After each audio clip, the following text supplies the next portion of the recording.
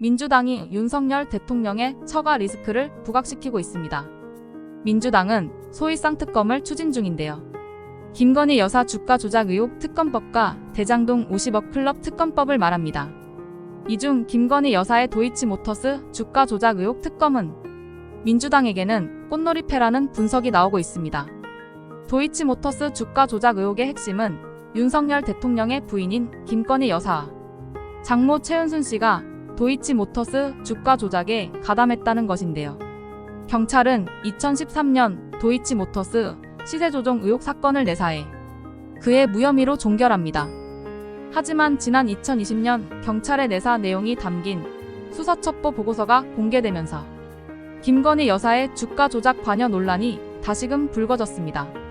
작년 1월 민주당은 김건희 여사를 범죄수익은닉 규제법 위반 혐의로 고발했고 같은 해 5월 윤석열 대통령이 취임했죠. 같은 해 9월 민주당은 김건희 특검법을 발의하기에 이르렀습니다. 올 2월에는 법원의 도이치모터스 주가 조작 1심 선고가 있었는데요. 권오수 회장의 징역 2년, 집행유예 3년, 벌금 3억 원을 선고합니다.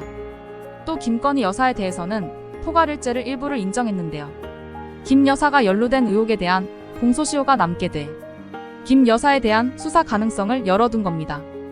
문제는 김건희 여사의 주가 조작 연루에 대한 시각 차이에 발생합니다. 의혹을 제기하는 쪽에서는 김건희 여사의 연루 의혹이 명확하게 규명되지 않아서 추가 수사가 필요하다는 입장인 반면 검찰은 강도 높게 수사를 진행해왔다고 반박합니다. 의혹이 규명되지 않았다는 입장에서는 당연히 검찰 수사가 필요한데요. 검찰이 미적거리고 있으니 꺼내들 수 있는 카드는 특검밖에 없습니다. 민주당은 당 지지율이 닿보인 상태에서 김건희 여사라는 아킬레스건을 공략하겠다는 속셈입니다. 윤 대통령이 김건희 특검법을 거부하면 민주당은 국민 여론을 등에 업고 정치적 공세에 나선다는 전략입니다. 김건희 특검법이 윤석열 대통령과 국힘당에게 악재는 분명하지만 한계도 있습니다. 특검을 한다고 김건희 여사의 혐의를 밝혀낸다는 보장이 없습니다.